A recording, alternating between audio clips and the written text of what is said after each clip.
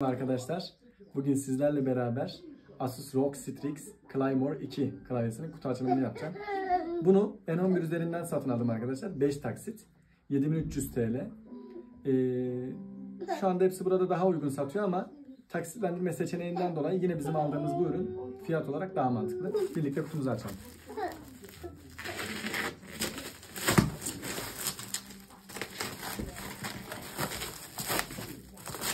Kutusu çok ağır arkadaşlar bu arada.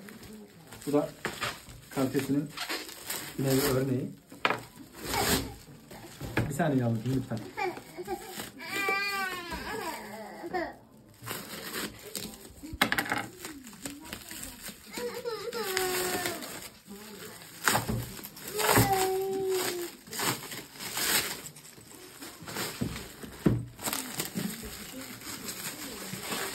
Bayağı stres sarmışlar.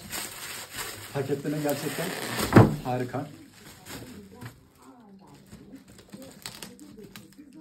Şuradan hiç uğraşmayalım.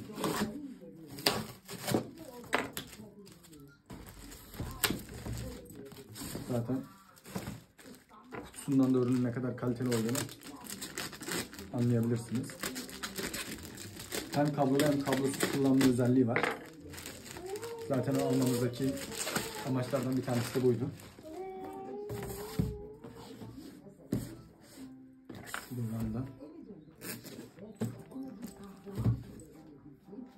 şuradan çıkarırsak belki açmamıza gerek kalmaz.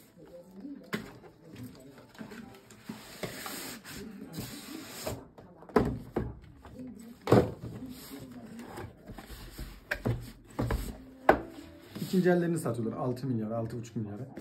Ne gerek var sıfır alıp da kutusunu kendiniz açmayasınız ki. Şöyle içerisinden bir koruyucu mu bilmiyorum da bir şey çıktı. İngilizce diyor. Dışının kumaşının kalitesini zaten görebilirsiniz. Bayağı tuşlarla bir red switch arkadaşlar. Şurada ayrıyeten yandan takılabilen bir numpad var. Şuradaki şu kenarını çıkartıyorsunuz. Şu şekilde.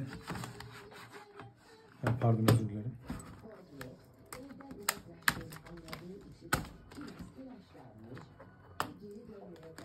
Böyle çıkartıyorsunuz. Yukarıdan aşağı doğru itiyorsunuz. Klavyesi gerçekten mükemmel. Parasının hakkı. İçerisinden bir tane de stickerlarımız çıktı arkadaşlar. Sadece stickerlara verilir o para. Evet. Kutusu bayağı kullanışlı. Şu şekilde bilek desteği var.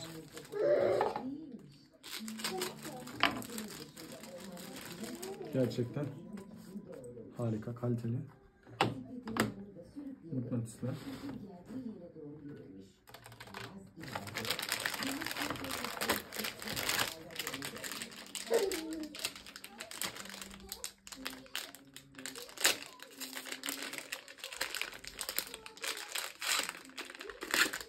İçerisinden bir adet kablosu çıktı. Ayrıyeten dönüştürücüsü. Bir tane daha kablosu çıktı. Dönüştürücüsü çıktı.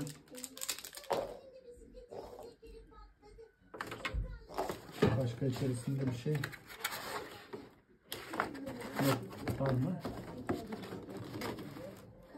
Yok arkadaşlar. Bilgisayara kurulumunu yaptıktan sonra tekrardan sizlerle videonun devamını çekeceğiz.